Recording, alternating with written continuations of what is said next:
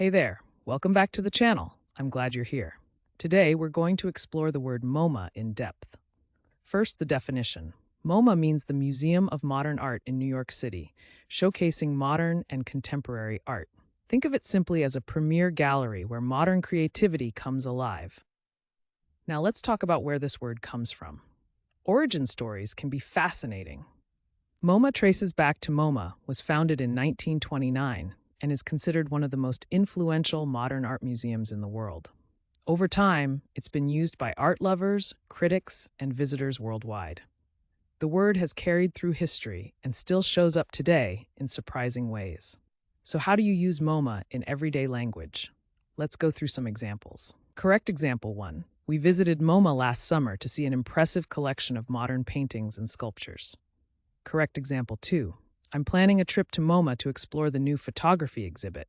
And just for fun, here's a playful wrong example. I tried to eat MoMA, but it didn't go well. See how context makes a big difference?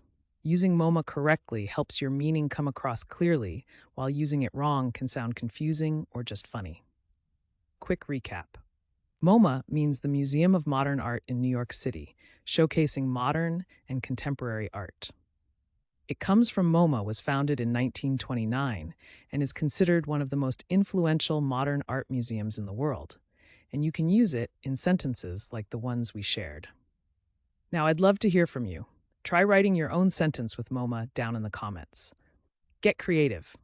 And if you found this helpful, make sure to hit that subscribe button and join us for more word deep dives every day.